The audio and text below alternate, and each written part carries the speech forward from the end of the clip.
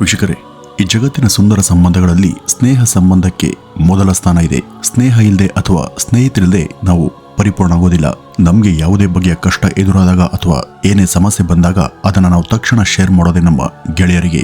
ಗೆಳೆಯರ ಸಲಹೆಗಳು ಎಷ್ಟೋ ಆಪತ್ತುಗಳನ್ನ ದೂರ ಮಾಡ್ತವೆ ಎಂಬ ನಂಬಿಕೆ ಇದೆ. ಕೊನೆ ಪಕ್ಷ ಬಂಧುಗಳ ಸಂಬಂಧದಲ್ಲಿ ವಂಚನೆ ನಡೆದರೂ ಕೂಡ ಸಹಿಸಿಕೊಳ್ಬಹುದು. ಆದರೆ ಸ್ನೇಹದಲ್ಲಿ ಆತ್ಮ ವಂಚನೆ ಆದರೆ ಅದನ್ನ ಸಹಿಸೋದು ಬಹಳ ಕಷ್ಟ. ನಾವು ನಮ್ಮೆಲ್ಲ ದುಃಖ ಹಾಗೂ ಸಂಕಷ್ಟಗಳನ್ನು ಕೂಡ ಸ್ನೇಹಿತರ ಬಳಿ ತೋಡ್ಕೊಳ್ತೀವಿ. ಬಂಧುಗಳ ಬಳಿ ಕೂಡ ಹೇಳ್ಕೊಳ್ಳಾಗದಂತ ಸಂಗತಿಗಳನ್ನ ಸ್ನೇಹಿತರ ಬಳಿ ಹೇಳ್ಕೊಂಡು ಮನಸ್ಸನ್ನ ಹಗುರ ಮಾಡ್ಕೊಳ್ತೀವಿ. ನಮ್ಗೆ ಯಾರಿಲ್ಲದೆ ಹೋದ್ರೂ ಕೂಡ ಸ್ನೇಹಿತರು ಇದ್ದಾರೆ ಎಂಬ ಭರವಸೆಯಿಂದ ಅವ್ರ ಮೇಲೆ ವಿಶ್ವಾಸ ಇಡ್ತೀವಿ. ಆದ್ರೆ ಇಂಥ ಸ್ನೇಹ ವಿಶ್ವಾಸಕ್ಕೆ ಪೆಟ್ಟು ಬಿದ್ರೆ ಅದು ನೀಡುವಂತ ನೋವು ಸಹಿಸೋದಿಕ್ಕೆ ಅಸಾಧ್ಯವಾದುದು. ಇದನ್ನು ಅನುಭವಿಸ್ತರಿಗೆ ಮಾತ್ರ ಅದರ ವೇದನೆ ಎಂತದ್ದು ಅಂತ ಗೊತ್ತಿರುತ್ತೆ. ಬನ್ನಿ ವೀಕ್ಷಕರೇ, ಇವತ್ತಿನ ಈ ಒಂದು ವಿಡಿಯೋದಲ್ಲಿ ಸ್ನೇಹಿತನೊಬ್ಬನಿಂದ ಆದಂತ ಅಂಥದ್ದೇ ಒಂದು ನಂಬಿಕೆ ದ್ರೋಹದ ಕಥೆಯ ಕರಾಳ ವಿವರದ ಬಗ್ಗೆ ಚರ್ಚೆ ಮಾಡೋಣ.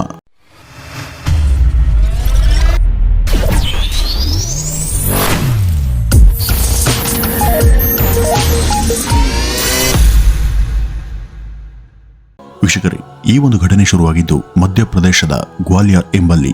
ಇದು ನಡೆದದ್ದು 2019 ಫೆಬ್ರವರಿಯಲ್ಲಿ. ಸುಹಾಲ್ ಖಾನ್ ಎಂಬಾತ ತನ್ನ ಸ್ನೇಹಿತನ ಜೊತೆ 2 ವರ್ಷಗಳಿಗೂ ಮೀಲದ ಸ್ನೇಹ ಒಡನಾಟವನ್ನ ಇಟ್ಕೊಂಡಿದ್ದ. ಸ್ನೇಹಿತನನ್ನ ಕಾಣೋದಕ್ಕೆ ಪದೇ ಪದೇ ಅಭಿಮಾನದಿಂದನೇ ಬರ್ತಿದ್ದ. 2020 ಕೂಡ ಆತ ತನ್ನ ಸ್ನೇಹವನ್ನ ಮುಂದುವರೆಸಿದ್ದ. ಇವನ ಸ್ನೇಹಿತನ ಹೆಸರು ರಾಜು. ಇವರಿಬ್ಬರ ಧರ್ಮಪಂಥಗಳು ಬೇರೆ ಬೇರೆ ಆದ್ರೂ ಕೂಡ ಇವರ ಸ್ನೇಹ ಶುಭ್ರವಾಗಿತ್ತು. ಈ ಸುಹೇಲ್ ಖಾನ್ ತನ್ನ ಗೆಳೆಯನ ಬಳಿ ತನ್ನ ಬದುಕಿನ ಪ್ರತಿಯೊಂದನ್ನು ಕೂಡ ಶೇರ್ ಮಾಡ್ತಿದ್ದ. ಈ ರಾಜು ಕೂಡ ಸೋಹಲ್ಗೆ ಅತ್ಯಾಪ್ತ ಮಿತ್ರನಾಗಿದ್ದ. ರಾಜುವಿನ ಪೋಷಕರು ಕೂಡ ಸೋಹಲ್ನನ್ನ ತಮ್ಮ ಮಗನಂತೆ ಕಾಣ್ತಿದ್ರು. ಅವನು ಮನೆಗೆ ಬಂದಾಗ ಪ್ರೀತಿಯಿಂದ ಸತ್ಕರಿಸ್ತಾ ಇದ್ರು. ಹೀಗಿದ್ದಾಗ 2019 ಫೆಬ್ರವರಿಯಲ್ಲಿ ಒಂದಿನ ಎಂದಿನಂತೆ ಸೋಹಲ್ ತನ್ನ ಗೆಳೆಯ ರಾಜುವನ್ನ ಕಾಣೋದಿಕ್ಕೆ ಅವನಿದ್ದಂತ ಮನೆಗೆ ಬಂದಿದ್ದ. ಅವನು ಮನೆಗೆ ಬಂದಾಗ ರಾಜು ಅಲ್ಲಿರ್ಲಿಲ್ಲ. ಅವನು ಎಲ್ಲೋ ಹೊರಗಡೆ ಹೋಗಿದ್ದ.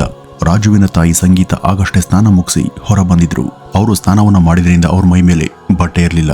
ಅವ್ರಿಗೆ ಈ ಸೋಹೆಲ್ ಆ ಒಂದು ಸಮಯದಲ್ಲಿ ಅಲ್ಲಿರೋದು ಕೂಡ ಗೊತ್ತಿರಲಿಲ್ಲ. ಅವರು ನಗ್ನ ಸ್ಥಿತಿಯಲ್ಲಿ ಇದ್ದಿದ್ದನ್ನ ಕಂಡಂತ ಸೋಹೆಲ್ಗೆ ಒಂದು ಕೆಟ್ಟ ಯೋಚನೆ ತಲೆಯಲ್ಲಿ ಸುಳಿದಾಡಿತ್ತು. ಅವನ ಮನಸ್ಸು ಚಂಚಲಾಗಿ ಅವ್ರ ಕಡೆಗೆ ಅವನು ಕಾಮೋದ್ರಿತನಾಗ್ತಾನೆ. ತಕ್ಷಣ ತನ್ನ ಮೊಬೈಲ್ ಅನ್ನು ಹೊರತೆಗೆದು ಅವರು ತನ್ನ ಸ್ನೇಹಿತನ ತಾಯಿ, ಅದಲ್ಲದೆ ತನಗೂ ಕೂಡ ತಾಯಿಯ ಸಮಾನ ಅಂತನೂ ಕೂಡ ಯೋಚಿಸಿದಂತ ಸೋಹೆಲ್ ಅವರ ಖಾಸಗಿ ವಿಡಿಯೋ ಹಾಗೂ ಫೋಟೋಗಳನ್ನು ಕೂಡ ಸೆರೆ ಹಿಡಿದಿದ್ದ. ಸಂಗೀತಗೆ ಇದ್ಯಾವುದರ ಪರಿವೆ ಕೂಡ ಇರಲಿಲ್ಲ. ಸೆರೆ ಹಿಡಿದ ಬಳಿಕ ಮೊಬೈಲ್ನಲ್ಲಿ ಇದ್ದಂತ ಅವುಗಳನ್ನ ನೋಡಿದಂತ ಸೋಹೆಲ್ಗೆ ಈಗ ಇನ್ನಷ್ಟು ಮನಸ್ಸು ಕೆಟ್ಟಿತ್ತು. ಅವರು ಡ್ರೆಸ್ ಅನ್ನ ಮಾಡ್ಕೊಂಡು ಬಂದು ಅವನನ್ನ ನೋಡಿ ಸಾಂಪ್ರದಾಯಿಕವಾಗಿ ಮಾತಿಗೆ ಇಳಿದಾಗ ಮನಸ್ಸಲ್ಲಿ ಬೇರೆಯದೇ ಯೋಚನೆ ಮಾಡ್ತಿದ್ದಂತ ಸೋಹೆಲ್ ತನ್ನ ಮೊಬೈಲ್ ಹೊರತೆಗೆದು ಅದರಲ್ಲಿ ತಾನೇ ಸೆರೆ ಹಿಡಿದಂತ ಅವರ ಅಶ್ಲೀಲ ಅಥವಾ ನಗ್ನ ಚಿತ್ರಗಳನ್ನ ತೋರಿಸಿದ್ದ. ಅವುಗಳನ್ನ ತೋರಿಸ್ತಾ, ಆಂಟಿ ಇಲ್ಲಿ ನೋಡಿ, ಇವು ನಿಮ್ಮದೇ ಚಿತ್ರಗಳು, ನಾನೇ ಸೆರೆ ಹಿಡಿದಿದ್ದು. ಇವುಗಳನ್ನೇನಾದ್ರೂ ಸೋಷಿಯಲ್ ಮೀಡಿಯಾದಲ್ಲಿ ನಾನು ಅಪ್ಲೋಡ್ ಮಾಡಿದ್ರೆ ಇವು ಸಖತ್ ವೈರಲ್ ಆಗ್ತವೆ ಅಂತ ಹೇಳಿದ್ದ. ಈ ಒಂದು ಫೋಟೋ ಮತ್ತು ವಿಡಿಯೋ ನೋಡಿದಂತ ಸಂಗೀತರ ಎದೆ ಒಡೆದು ಹೋಗಿತ್ತು. ತನ್ನ ಮಗನಂತೆ ಭಾವಿಸಿದಂತ ಸೋಹೆಲ್ ಈ ರೀತಿಯ ಕೃತ್ಯ ಮಾಡ್ತಾನೆ ಅಂತ ಅವರು ಕನಸಲ್ಲೂ ಕೂಡ ಊಹೆಯನ್ನ ಮಾಡಿರ್ಲಿಲ್ಲ. ಅವನ ಈ ಬಗೆಯ ವಿಕೃತ ವರ್ತನೆಯಿಂದ ಅವರು ಶಾಕ್ಗೆ ಒಳಗಾಗಿದ್ರು. ನಿನ್ನನ್ನ ಸ್ವಂತ ಮಗ ಅಂತಾನೆ ಭಾವಿಸಿದ್ದೆ, ನೀನು ಈ ರೀತಿಯ ನೀಚ ಕೆಲಸ ಮಾಡಬಹುದಾ? ನಾನು ನಿನಗೆ ಏನ್ ದ್ರೋಹ ಮಾಡಿದ್ದೆ ಅಂತ ದುಃಖಿಸ್ತಾ ಅವನ್ಗೆ ಕೇಳಿದ್ರು. ಆದ್ರೆ ಪಾಪ ಪ್ರಜ್ಞೆ ಅನ್ನೋದೇ ಇರದಿದ್ದಂತ ಸೋಹೆಲ್ ಈ ಬಗ್ಗೆ ಯಾವುದೇ ನಾಚಿಕೆಯೂ ಇರಲಿಲ್ಲ. ಅವನು ತುಂಬಾ ದಿನದಿಂದ ಅವ್ರ ಕಡೆಗೆ, ಅಂದ್ರೆ ತನ್ನ ಜೀವದ ಗೆಳೆಯನ ತಾಯಿಯ ಕಡೆಗೆ ಲೈಂಗಿಕವಾಗಿ ಮೋಹಿತನಾಗಿದ್ದ. ಇಂಥ ಒಂದು ಅವಕಾಶ ಯಾವಾಗ ಸಿಗುತ್ತೆ ಅಂತ ಈ ಸೋಹೆಲ್ ಕಾದಿದ್ದ. ಅವನ ಆಸೆಯಂತೆ 2019 ಫೆಬ್ರವರಿಯಲ್ಲಿ ಅಂತ ಒಂದು ಗಳಿಗೆ ಅವನಿಗಾಗಿ ತಾನಾಗಿಯೇ ಒಲಿದು ಬಂದಿತ್ತು. ಈ ಗಳಿಗೆ ಸಂಪೂರ್ಣ ಲಾಭ ಪಡೆದಂತ ಸೋಹೆಲ್ ನಿಯತ್ತನ್ನ ಮರೆತು ತನ್ನ ಸ್ನೇಹಿತನ ತಾಯಿಯ ಅಸಹಾಯಕತೆಯನ್ನ ಬಹಳ ಚೆನ್ನಾಗಿನೇ ದುರ್ಬಳಕೆ ಮಾಡಿಕೊಂಡ. ಅವನು ಇವುಗಳನ್ನೇ ದಾಳವಾಗಿ ಇಟ್ಕೊಂಡು ಅವಳನ್ನ ಬೆದರಿಸಿ ಮುಂದೆ ಅನೇಕ ಸಲ ಆಕೆ ಮೇಲೆ ದೈಹಿಕ ಅತ್ಯಾಚಾರವನ್ನ ನಡೆಸ್ತಾ ಹೋದ. ಅವನಿಗೆ ಸಹಕಾರ ಮಾಡದೇ ಇದ್ದಲ್ಲಿ ಎಲ್ಲಿ ತನ್ನ ಮಾನ ಮರ್ಯಾದೆಯನ್ನ ಅವನು ಜನರ ಎದುರು ಹರಾಜಾಗ್ತಾನೋ ಎಂಬ ಭಯಕ್ಕೆ ಸಿಲುಕಿದಂತ ಸಂಗೀತ ಬೇರೆ ದಾರಿ ಇಲ್ಲದೆ ಅವನ ವಿಕೃತ ಬಯಕೆಗಳ ಭೋಗದ ವಸ್ತುವಾಗಿ ಬಳಕೆಯಾದರು. ಈ ಸೋಹೆಲ್ ಎಷ್ಟು ವಿಕೃತ ಸ್ವಭಾವದ ಮೃಗೀಯ ಮನಸ್ಥಿತಿಯವನು ಆಗಿದ್ದ ಅಂದ್ರೆ ಅವನಿಗೆ ತಾನು ಮಾಡ್ತಿರೋದು ಕನಿಷ್ಠ ಅನೈತಿಕವಾದದ್ದು ಅಂತಾನೂ ಕೂಡ ಅನಿಸ್ಲೇ ಇಲ್ಲ. ದಿನೇ ದಿನ ಅವನ ವಿಕೃತ ವರ್ತನೆ ಹೆಚ್ಚಾಗತೊಡಗಿತ್ತು. ಅವನು ಕ್ರಮೇಣ ಅಲ್ಲಿಗೆ ಬಂದು ಆಕೆ ಜೊತೆ ತಾನು ಅತ್ಯಾಚಾರ ನಡೆಸೋದನ್ನು ಕೂಡ ಮೊಬೈಲಲ್ಲಿ ಸೆರೆ ಹಿಡಿತಿದ್ದ. ಅವುಗಳನ್ನ ಮೇಲಿಂದ ಮೇಲೆ ಆಕೆಗೆ ತೋರಿಸಿ ಆಕೆಗೆ ಮಾನಸಿಕ ಚಿತ್ರವಧೆ ಮಾಡಿ ಆಕೆಗೆ ಬೆದರಿಕೆ ಹಾಕ್ತಿದ್ದ ಕೂಡ. ಯಾವಾಗ ಅವರು ತನ್ನ ಈ ದಾಂಧಲೆಗೆ ಹೆದರಿ ಸೋತು ಸಂಪೂರ್ಣವಾಗಿ ಅವನ ದಾಸಿಯಾಗಿ ಹೋದ್ರು, ಆಗ ಸೋಹೆಲ್, ನೀನು ನಿನ್ನ ಗಂಡನಿಂದ ದೂರಾಗು, ಅವನಿಂದ ಶಾಶ್ವತವಾಗಿ ಡಿವೋರ್ಸ್ ಅನ್ನ ಪಡೆದು ನನ್ನ ಜೊತೆ ಹೊರಟಪ ಅಂತ ತಾಕೀತನ ಮಾಡೋದಕ್ಕೆ ಶುರು ಮಾಡ್ದ. ಸಂಗೀತ ಅವನಿಗೆ, ಸೋಹೆಲ್, ನೀನು ನನ್ನ ಮಗನ ಸಮಾನ, ನಿನ್ನ ವಯಸ್ಸು ನನ್ನ ಮಗನ ವಯಸ್ಸು ಹೆಚ್ಚೇನು ಅಂತರ ಇಲ್ಲ. ಇನ್ನು ನನಗೂ ನಿನಗೂ ವಯಸ್ಸಲ್ಲಿ ತುಂಬಾ ವ್ಯತ್ಯಾಸ ಇದೆ.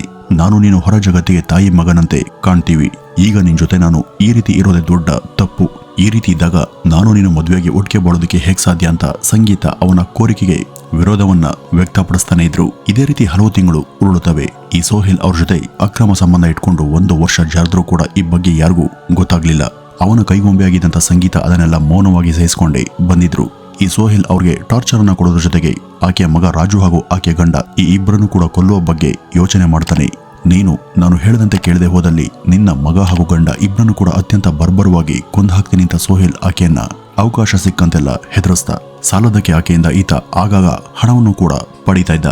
ಯಾವಾಗ ಇವನಲ್ಲಿ ತನ್ನ ಸಂಸಾರವನ್ನೇ ನಾಶ ಮಾಡುವಂತ ಕುತಂತ್ರ ಬುದ್ಧಿ ಇದೆ ಅಂತ ಅರ್ಥ ಆಯ್ತೋ ಆಗ ಸಂಗೀತ ಇನ್ನು ಇವನ್ಗೆ ಹೆದರ್ಕೊಂಡು ಸಹಕಾರ ಕೊಡೋದ್ರಲ್ಲಿ ಯಾವುದೇ ಅರ್ಥ ಇಲ್ಲ, ಅದೇನಾದ್ರೂ ಆಗ್ಲಿ ಇವನ್ ಬಗ್ಗೆ ಸಂಬಂಧಿತ ಅಧಿಕಾರಿಗಳಿಗೆ ದೂರು ಕೊಡೋದೇ ಸರಿ ಅಂತ ಸಂಗೀತ ನಿರ್ಧರಿಸಿ 2022ರ ಒಂದಿನ ಸ್ಥಳೀಯ ಪೊಲೀಸ್ ಅಧಿಕಾರಿಯಾದ ಅಮರ್ ಸಿಂಗ್ ಸಿಕಾರ್ವಾರ್ ಎಂಬುವರ ಬಳಿ ಹೋಗಿ ಅವನ ಬಗ್ಗೆ ಎಲ್ಲವನ್ನೂ ಕೂಡ ದೂರಿನ ರೂಪದಲ್ಲಿ ತಿಳಿಸ್ತಾರೆ.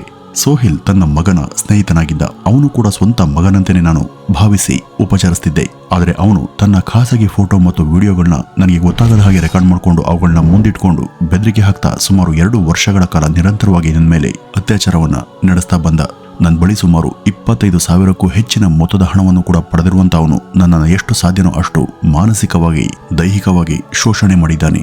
ನಾನು ಮರ್ಯಾದೆಗೆ ಹೆದರಿ ಅವನ ಕಾಟವನ್ನೆಲ್ಲ ಇಷ್ಟು ದಿನ ಸಹಿಸಿಕೊಂಡಿದ್ದೆ. ತೀರಾ ಇತ್ತೀಚೆಗೆ ಅವನು ನನ್ನ ಮನೆಗೆ ಕುಡಿದು ಬಂದು ನನ್ನ ಪತಿಗೆ ಧಮಕಿ ಹಾಕಿ ಹಲ್ಲೆಗೆ ಮುಂದಾಗಿದ್ದ. ಅವನ ಮುಂದೆ ನನ್ನ ಪತಿ ಕೂಡ ಅಸಹಾಯಕರಾಗಿದ್ದಾರೆ. ಅವನನ್ನ ನಿಯಂತ್ರಣ ಮಾಡೋದಕ್ಕೆ ಯಾರಿಗೂ ಸಾಧ್ಯ ಆಗ್ತಿಲ್ಲ.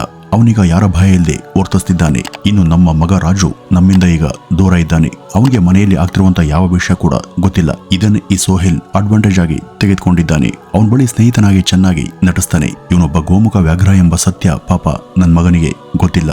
ಸೋಹೆಲ್ ಎಲ್ಲಿ ನನ್ನ ಮಗನನ್ನ ಕೊಲ್ಸ್ಬಿಡ್ತಾನೋ ಎಂಬ ಭಯ ನಮ್ಗಿದೆ. ಅವನಿಂದ ಇವತ್ತು ನಾವು ಜೀವ ಭಯದಿಂದ ಜೀವಿಸುವಂತಾಗಿದೆ. ಅವನನ್ನ ಮಗನಂತೆ ಕಂಡು ಮನೆಗೆ ಕರೆದು ಉಪಚರಿಸಿದ್ದಕ್ಕೆ ನಮಗೆ ಸಿಕ್ಕಂತ ಬಹುಮಾನ ಇದು. ಇಂಥವ್ರು ಸಮಾಜಕ್ಕೆ ಯಾವತ್ತೂ ಕೂಡ ಕಂಟಕ. ನನ್ನ ಈ ಒಂದು ದೂರನ್ನ ಪರಿಗಣಿಸಿ ನೀವು ಇವನನ್ನ ತಕ್ಷಣ ಬಂಧಿಸದೆ ಹೋದಲ್ಲಿ ಇಂಥವನಿಂದಾಗಿ ಇನ್ನೂ ಅದೆಷ್ಟು ಸಂಸಾರಗಳು ತೊಂದರೆಗೆ ಸಿಲುಕ್ತವೋ ಗೊತ್ತಿಲ್ಲ. ಹೀಗಾಗಿ ಅವನನ್ನ ಪತ್ತೆ ಹಚ್ಚಿ ಬಂಧಿಸಿದ ಸಂಗೀತ ಅತ್ಯಂತ ನೋವಿನಿಂದ ತಮ್ಮ ಅಳಲನ್ನ ತೋಡ್ಕೊಂಡು ದೂರಿನಲ್ಲಿ ತಮ್ಗಾದಂತ ಶೋಷಣೆ ಬಗ್ಗೆ ವಿವರವಾಗಿ ದಾಖಲಿಸಿದ್ರು. ದೂರನ್ನ ರಿಜಿಸ್ಟರ್ ಮಾಡ್ಕೊಂಡ ಪೊಲೀಸರು ಸೋಹೆಲ್ನ ಬೇಟೆಗೆ ಇಳಿತಾರೆ. ಇವರು ಈ ರೀತಿ ತನ್ನ ವಿರುದ್ಧ ದೂರನ್ನ ಕೊಟ್ಟಂತ ವಿಷಯವನ್ನ ಹೇಗೋ ಸೋಹೆಲ್ ತಕ್ಷಣ ತಿಳಿದುಕೊಂಡು ಅಲ್ಲಿಂದ ತಲೆ ತಪ್ಪಿಸ್ಕೊಂಡು ಪರಾರಿಯಾಗ್ತಾನೆ. 2022ರವರೆಗೂ ಅವನು ಪೊಲೀಸರ ಕೈಗೆ ಸಿಗೋದಿಲ್ಲ. ಅವನನ್ನ ಗ್ವಾಲಿಯರ್ನ ಪೊಲೀಸ್ ಹಿಡಿದ್ರೋ ಇಲ್ವೋ ಇನ್ನೂ ಅಧಿಕೃತವಾಗಿ ಗೊತ್ತಾಗಿಲ್ಲ. ಈ ಸೋಹೆಲ್ ಗ್ವಾಲಿಯರ್ನ ಬಿಟ್ಟು ಬೇರೆ ಊರಿಗೆ ಹೋಗಿರಬಹುದಾ ಅಥವಾ ಆತ ಆ ರಾಜ್ಯವನ್ನ ಬಿಟ್ಟು ಬೇರೆ ರಾಜ್ಯಕ್ಕೆ ಎಸ್ಕೇಪ್ ಆಗಿರಬಹುದಂತ ಅಂದಾಜು ಮಾಡಲಾಗಿದೆ. ಸೋಹೆಲ್ ಪೊಲೀಸರ ಕೈಗೆ ಸಿಕ್ಕರೆ ಅವನು ಮಾಡಿದ ತಪ್ಪಿಗೆ ಖಂಡಿತವಾಗಿ ಉಗ್ರ ಶಿಕ್ಷೆ ಆಗಲೇಬೇಕು. ಇವನು ಸಿಕ್ಕರೂ ಕೂಡ ಈ ಒಂದು ಸಮಸ್ಯೆ ಪರಿಹಾರ ಆಗಲ್ಲ. ಕಾರಣ ಇಲ್ಲಿ ಇವನಂತಹ ಕ್ರಿಮಿಗಳು ಅನೇಕ ಜನ ಇದ್ದಾರೆ. ಈ ರಾಜು ಆ ಸೋಹೆಲ್ನನ್ನ ಎಷ್ಟೆಲ್ಲ ನಂಬಿದ್ದ. ಆ ಒಂದು ನಂಬಿಕೆ ಇದ್ದಿದ್ದಕ್ಕೆ ಅವನು ಮನೆವರೆಗೂ ಬಿಟ್ಕೊಂಡಿದ್ದ. ಆದರೆ ಈ ಒಂದು ನಂಬಿಕೆಗೆ ಈ ಸೋಹೆಲ್ ಬಗ್ದದ್ದು ಎಂತಹ ದ್ರೋಹ ಅಲ್ವಾ ವೀಕ್ಷಕರೇ. ಸಮಾಜದಲ್ಲಿ ಇಂಥವರು ಇನ್ನೂ ಕೂಡ ನಮ್ಮ ಸುತ್ತ ಹಲವರಿದ್ದಾರೆ. ಇಂಥವರಿಂದ ಎಷ್ಟೋ ಸಂಬಂಧಗಳು, ಸಂಸಾರಗಳು ಹಾಗೂ ಅವುಗಳ ಜೀವನದ ನೆಮ್ಮದಿನೇ ನಾಶ ಆಗ್ತಿದೆ. ಯಾವುದೇ ಪಾಪ ಪ್ರಜ್ಞೆ ಹಾಗೂ ಆತ್ಮಸಾಕ್ಷಿ ಇಲ್ಲದೆ ವರ್ತಿಸುವಂತ ಇಂಥ ಅನೈತಿಕ ವ್ಯಕ್ತಿಗಳಿಗೆ ಅಂತಿಂತ ಶಿಕ್ಷೆ ಅಲ್ಲ, ಅತ್ಯಂತ ಕಠಿಣ ಶಿಕ್ಷೆ ಜಾರಿಯಾಗಬೇಕು. ಇಂಥವರನ್ನ ನೇರ ಗಲ್ಲಿಗೆ ಹಾಕೋದ್ರೂ ಕೂಡ ಪಾಪ ಇಲ್ಲ. ವೀಕ್ಷಕರೇ, ಇವತ್ತು ಸಮಾಜ ಎಷ್ಟು ಕೆಟ್ಟು ಹೋಗಿದೆ ಅಂದರೆ ಯಾರಿಂದ ಯಾವಾಗ ಯಾವ ತರಹದ ಮೋಸ ನಡೆಯುತ್ತೋ ಈ ಒಂದು ಕಾಲದಲ್ಲಿ ಹೇಳೋದಕ್ಕೆ ಬರೋದಿಲ್ಲ. ಈ ಸೋಹೆಲ್ ತರಹದ ಜನ ನಿಮ್ಮ ನಡುವೆ ಕೂಡ ಇರಬಹುದು. ಅಂಥವರಿಂದ ದೂರ ಇರಿ. ನಿಮ್ಮ ಮನೆ ಮಕ್ಕಳು ಎಂಥವರ ಜೊತೆ ಗೆಳೆತನ ಮಾಡ್ತಿದ್ದಾರೆ, ಅವರ ಗೆಳೆಯರು ಯಾರು ಹೇಗೆಂಬ ಬಗ್ಗೆ ಜಾಗೃತೆ ಇರಲಿ. ವೀಕ್ಷಕರೇ, ಇದಿಷ್ಟು ಇವತ್ತಿನ ಈ ಒಂದು ವಿಡಿಯೋದ ಮಾಹಿತಿ. ನಮಸ್ಕಾರ.